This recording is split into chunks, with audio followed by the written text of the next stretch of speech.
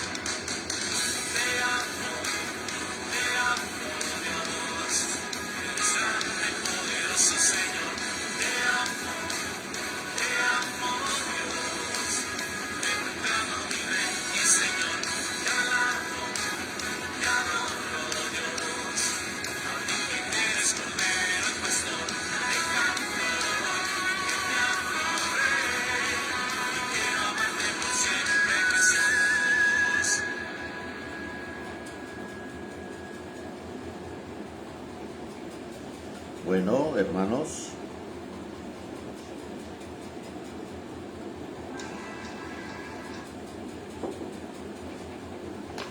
en el nombre del Padre, del Hijo, del Espíritu Santo. Amén.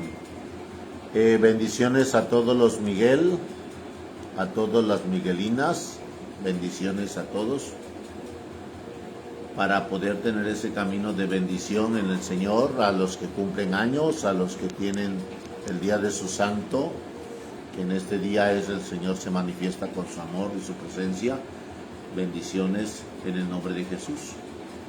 Hoy, fin de semana, el cuerpo lo sabe, pero ya no le interesa. Estamos en ese caminar de mi Señor. Bendiciones a todos, San Miguel Rúa en el año 1910. En el año 1852, San Juan Bosco se encontró en la calle con un grupo de jovencitos que le pedían les regalara algunas medallas, y cada uno le obsequió una medalla, menos a un pálido delgaducho de noble mirada, al cual el santo, haciendo como que partía su brazo izquierdo con la mitad, con la mano derecha, le dijo: y tú solo te doy esto. El jovencito no entendió qué significaba, podría tener esa acción, pero 30 años más tarde le preguntó a don Bosco: ¿qué me quiso decir a mí en mi niñez cuando me ofreció regalarme la mitad de su brazo? Y el santo respondió: te quise decir que los dos obraríamos siempre y ayudamos el uno al otro, que tú serías mi mejor colaborador en esta obra que Dios nos da. Y así fue, y fue en verdad. Miguel Rúa nació en Turín, en Italia, en una modesta familia. Hizo sus estudios de primaria con los hermanos cristianos, que le apreciaron mucho porque era sin duda el alumno de mejor conducta que tenía en su escuela. Y resultó que el instituto de los hermanos iba San Juan Bosco a confesar, y los alumnos se encariñaron con tal manera que este amable santo, que ya no aceptaba confesarse con ningún sacerdote que no fuera él. Y Rúa fue uno de los que se dejaron ganar totalmente por la impresionante simpatía y santidad del gran apóstol. Al quedar huérfano de padre, empezó a frecuentar el oratorio de San Bosco, donde los muchachos pobres de la ciudad iban a pasar largas y santamente los días festivos. Allí oyó un día que el santo le preguntaba: Miguelín, ¿nunca has deseado ser sacerdote? El jovencito le brillaron los ojos de emoción y le respondió: sí lo he deseado mucho, pero no tengo cómo hacer los estudios, no tengo recursos. Pues te vienes acá cada día a mi casa y yo te daré clases de latín. Y le dijo don Bosco, y así empezó el joven sus clases de secundaria. Más tarde don Bosco lo envió a que recibiera clases de un excelente profesor de la ciudad, y cuando le pidió información acerca del alumno, el profesor respondió: es el mejor de la clase en todas sus aplicaciones, en conducta y en buenos modales. San Juan Bosco deseaba mucho fundar una comunidad religiosa para educar a los jóvenes, y se propuso formar a sus futuros religiosos de entre los propios alumnos, y al primero que eligió para ello fue el joven Rúa. Le impuso la sotana y se interesó porque fuera haciendo sus estudios lo más completamente posible para poder alcanzar el sacerdocio. En el año 1856, don Bosco hizo una curiosa votación entre los centenares de alumnos de su oratorio de Turín, en la cual había muchos internos. La pregunta era esta: 1. ¿Cuál es la más santo y piadoso de los oratorios? 2. ¿Cuál es el más simpático y buen compañero de todos en el oratorio? La segunda pregunta la ganó Santo Domingo Sabio, porque es simpático y compañerismo que no le ganaba a ninguno, pero la primera la ganó el amplio votación el joven Miguel Rúa.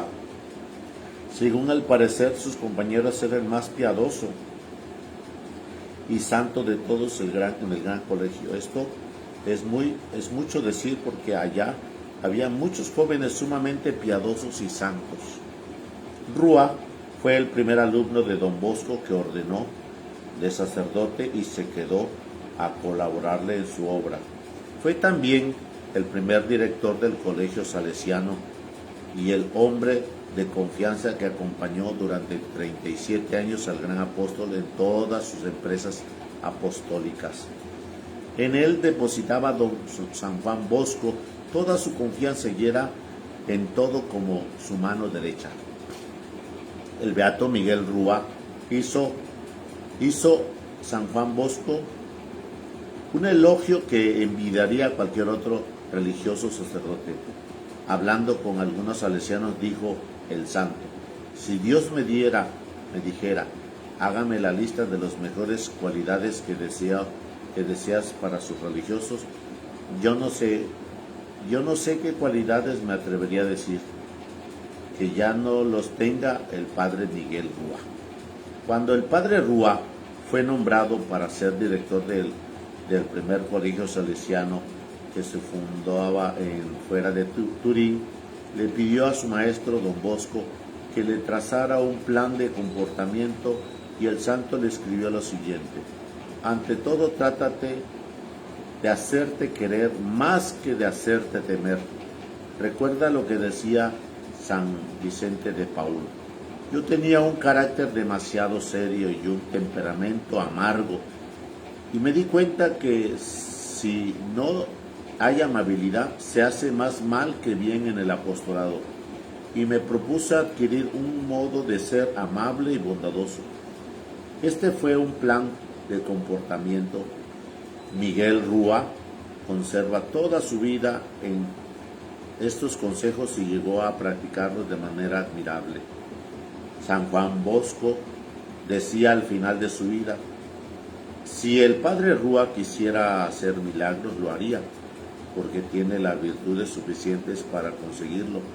Pero la humildad de este santo sacerdote era tan grande que jamás se atrevía a querer obtener nada extraordinario. Él nunca hablaba de sí mismo, pero un día, ya ancianito, le preguntaron a los religiosos jóvenes: padre, ¿nunca le ha sucedido algún hecho extraordinario? Pero él, por broma, les dijo: sí, un día dijeron que ya estaba reemplazando a don Bosco, que era tan milagroso. Por favor, coloquen sus manos sobre una enferma que está moribunda. Yo lo hice, y por tanto, como le coloqué la mano sobre la cabeza, de ese mismo instante la pobre mujer se murió. Los seminaristas rieron ante semejante final que no esperaban, pero se dieron cuenta de lo que sucedió en realidad. Era que no le gustaba hablar en favor de sí mismo. Cuando San Juan Bosco era ya muy ancianito, y el Santo Padre León XIII le dijo: dígame cuál es su sacerdote de mayor confianza, porque quiero nombrarlo como su reemplazo. El santo le dijo: era Miguel Rúa. Este recibió el encargo del pontífice de reemplazar a don Bosco cuando muriera, y así lo hizo en el año 1888, al morir el santo. Quedó Miguel Rúa, elegido como superior general de los salesianos, y en los 22 años que dirigió la congregación salesiana, esta multiplicó por 5 números de religiosos, 5 el número de religiosos que había en casa.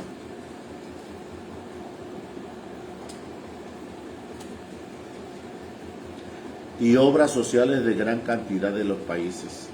Los salesianos decían: si alguna vez se perdieran nuestras reglas y nuestros reglamentos, bastaría observar cómo se porta Miguel Rúa para saber ya qué es lo que los demás deben hacer.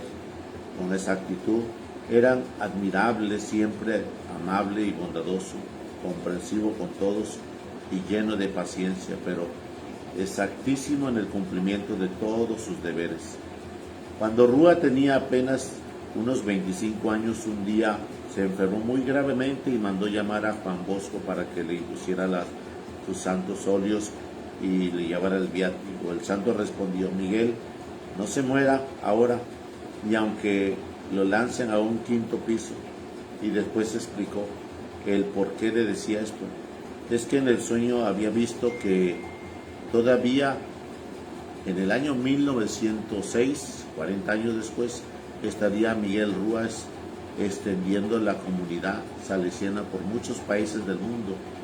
Y a él personalmente le decía después: Miguel, cuando ya seas muy anciano y al llegar a una casa alguien te diga: ay padre, ¿por qué se ha envejecido tan exageradamente?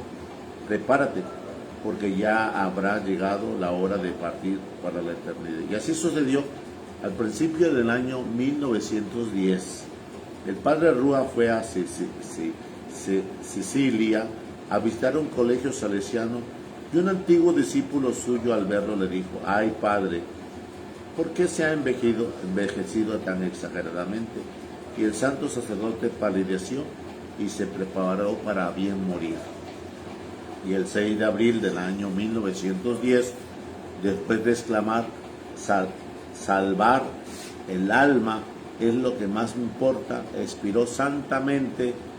Había dedicado su existencia totalmente a tratar de amar más a Dios y a colaborar totalmente a tratar de hacer amar más a Dios y a colaborar en la salvación de las almas. Dios envió a su Santa Iglesia muchos religiosos sacerdotes que observen como Él la gracia de amar en la ley. Bueno, pues hoy estamos celebrando a San Miguel Rúa, discípulo de San Juan Bosco, en la compañía de los salesianos. Así pues, hermanos, entreguémonos a la gracia que interceda por hoy, San Miguel Rúa, y que el Señor nos conceda ese principio de saber amar como Él amó y de saber servir como Él se entregó. Dispongámonos al Señor en el Evangelio del día, hoy viernes de la misericordia. Proclamación del Santo Evangelio según San Lucas. Gloria a ti, Señor Jesús. Un sábado Jesús fue a comer en casa de unos de los jefes de los fariseos, y estos estaban espiándolo. Había allí frente a él un enfermo de hidropesía, y Jesús, dirigiéndose a los escribas y fariseos, les preguntó: ¿Está permitido curar en sábado o no? Ellos se quedaron callados.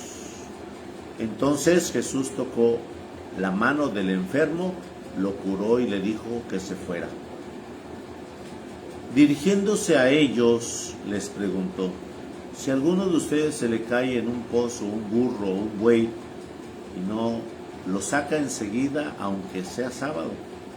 Ellos no supieron qué contestarle. Palabra del Señor.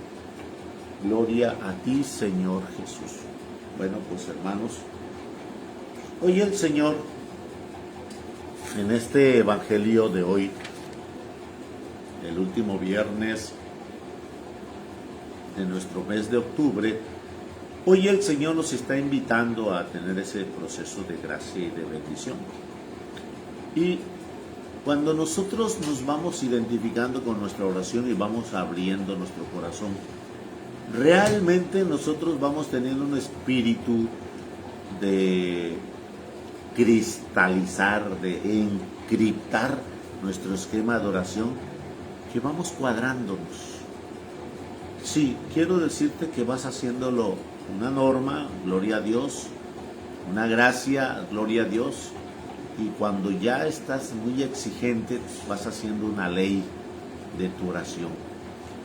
Tanto que muchas veces estás empezando a tener señalamientos a todos aquellos que oran así, a todos aquellos que rezan a ti, a todos aquellos que no se hincan, a todos aquellos que no levantan las manos, a todos aquellos. Entonces empiezas a tener ese espíritu un poco esclavizante de tu propia oración, porque pues tú adoptaste una oración que al momento fue buena. ¿Por qué te digo que fue buena? Porque después ya te exigiste la oración de tal manera que eres rígido en tu oración. Ya te exigiste en la oración de tal manera que eres legalista en tu oración. Ya te exigiste en la oración que ya no la saboreas y sigues con el mismo carácter, de tal manera que tu oración no va. Ese es el punto de la cual escuchamos que los jefes de los fariseos están ante Jesús. A terminar una oración, es como cuando tenemos una convivencia y al término de la convivencia tenemos un convite. Eso es lo que pasa. Al término de estar en la sinagoga constantemente, ellos tienen un convite e invitan a quien fue el exponente en la sinagoga. Invitan, y en el momento de invitarlo, esta realidad se lleva a cabo como un espíritu de convivio. Entonces van ellos a convivir, van a cenar, van a comer, van a almorzar, y ahí están todos juntos después de haber compartido la oración. Como se dice el dicho, después de la misa, la mesa. Y ahí está Jesús, y enfrente de Jesús un hombre con una hidropesía, un hombre con una mirada del deseo de: Señor, ayúdame, pero no le dice nada.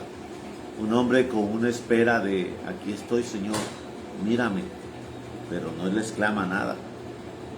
Señor, apiádate de mí. Y ahí está enfrente el Señor con la enfermedad de hidropesía, de una manera en espera, de una manera estático, porque yo sé que el movimiento de Jesús, mi Creador, no es pasivo. El movimiento de Jesús, mi Creador sanador, no es lento, sino que al momento de verlo Jesús, y en ese momento les pregunta a toda la asamblea que ya están en un convivio, que ya están comiendo, que ya están pues en otro tema, ya no están en la asamblea de oración, ya no están en la sinagoga, están a un lado de la sinagoga con un espíritu de participar del pan y del convite. Y les pregunta, porque ellos estaban esperando a juzgarlo, dirigiéndose, estaban espiándolo, a ver qué hacía Jesús enfrente de ese enfermo. Y Jesús, en el momento de ver que está cristalizada su oración, que está encriptada, como cuando se nos va la señal y se nos ve el rostro bien cuadriculado, se nos ve el rostro de distintos colores, pues realmente en ese encriptar también hacemos nuestra oración y nuestra entrega de bendición. Y Jesús nos pregunta ahí que está permitido curar el sábado o no. Entonces, cuando nosotros nos casamos con una oración y vamos haciendo de nuestra oración una formalidad y después una exigencia y después un atropello y después tú ya no saboreas la oración, vas haciendo de tu oración pues un estado marginado. Y pues tenemos que tener mucho cuidado, porque Jesús aquí nos pregunta, ¿qué está permitido? ¿Está permitido curar en sábado o no? Entonces tu oración debe de ser dentro de una libertad. Tu oración debe de estar dentro de un amor. Tu oración debe de estar dentro de la gracia, dentro. Por eso mismo, vuelvo a repetirte, hace mucho tiempo tiene que lo repito, que la oración debe de llevarnos a confesarnos periódicamente, si no vuelve a establecerse como un espíritu de comodidad, sin mover conciencia, sin mover para la gracia, sin mover estructuras. Entonces ya no llevamos una vida congruente. De tal manera, ¿está permitido curar en sábado o no? Porque la oración debe de hacernos mover a atender la necesidad de aquel hombre, porque la oración es un movimiento del Espíritu Santo. un movimiento de gracia y bendición. Hermosamente lo dice lo dice así el padre Fray Nelson Medina en una de sus prédicas. Dice, miren, el Espíritu Santo, a pesar de que tú estés estético, el Espíritu Santo tiene movimiento dentro de ti como la corriente sanguínea que no está estática en ti. Y como esa corriente sanguínea, tus nervios, tus músculos están recibiendo la irrigación, están recibiendo la circulación necesaria de la sangre para poder establecer ese movimiento. Si está estática la sangre, ya tuviéramos gangrena. Se amoratona todo nuestro pie, se amoratona todas nuestras manos. Y por eso el Espíritu Santo está dentro de cada uno de nosotros en un movimiento continuo. Hasta aún así, cuando te duermas, el Espíritu Santo está haciendo que todo tu ser tenga esa circulación de vida, de gracia y de bendición. De tal manera que Jesús pregunta, ¿está permitido curar el sábado o no? Y como no contestaron, Jesús extiende la mano y toca al enfermo, a ese hermano enfermo, y en el momento de tocar a ese enfermo se curó. Lo curó con la gracia de esa fuente de oración, que no se limita a que yo rezo nada más con Dios. No. Yo rezo con Dios y ayudo a aquel hermano. Yo rezo con Dios y acompaño a aquel otro en su convalecencia. Yo rezo con Dios y entiendo a aquel en las tristezas y en las angustias. Por eso hemos de darnos cuenta de que si tú rezas con Dios y no sirves, no haces un servicio, no entregas una bendición, pues entonces tú estás quedándote en una encriptada, estás quedándote cristalizado, te estás quedando pues de una manera tullido en tu oración, rígida, estricta, que no permites que vayas cambiando en el mismo margen de la oración. Entonces, cuando Jesús lo cura, le dice que se fuera. Porque Jesús, al momento de sanar al enfermo, quiere atender a los que están también enfermos y que están sin dolencias. Como decirlo así del COVID, están asintomáticos. ¿Qué quiere decir asintomáticos? Que tienes enfermedad, pero no se te notan los síntomas. Tienes la enfermedad, pero que los síntomas han sido muy menores. Y Jesús le pregunta, miren, si a alguno de ustedes se les cae en el pozo un burro, un buey, aun porque sea sábado, no lo van a sacar. Entonces la enfermedad que muchos de nosotros tenemos es que nuestra oración no nos mueve más allá. Y pasan los años, padres, que yo sí hago oración, yo sí rezo, y yo estoy de acuerdo contigo que la hagas, pero es de darte cuenta de que rezas y crees estar establecido por una ley, una estructura, una actitud cristalizada donde ya no se mueva nada, ni para el servicio, ni para la conversión.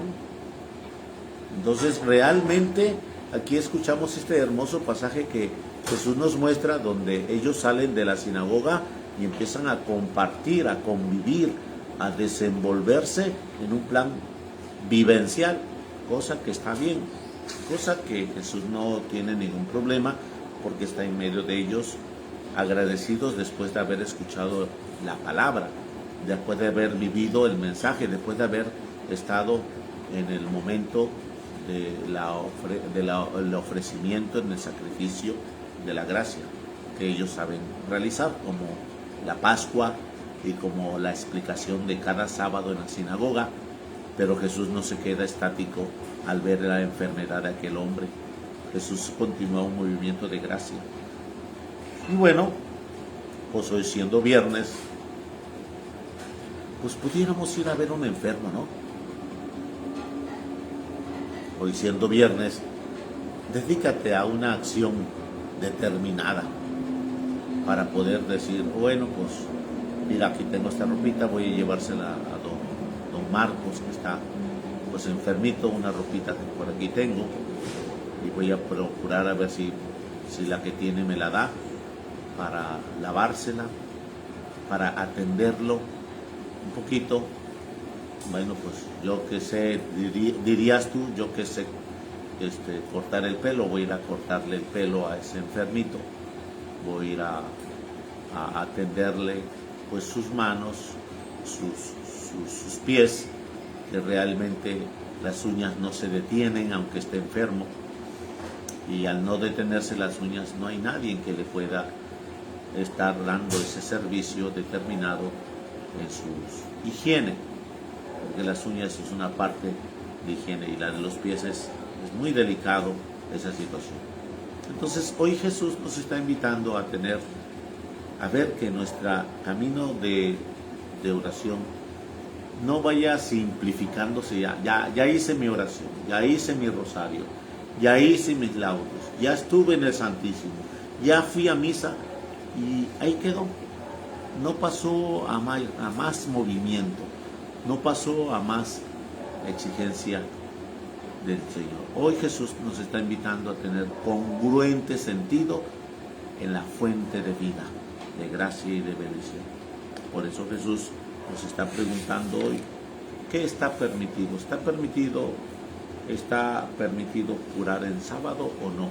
Como que te está diciendo Jesús, está permitido que después de que ores puedas atender a un enfermo. ¿Te lo permites tú? Permítetelo. Y no te encriptes de que yo ya hice la oración propia.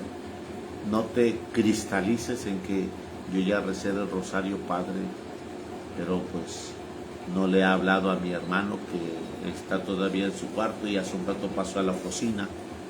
Y hola, buenos días, ¿cómo estás? Dios te bendiga, amaneciste bien.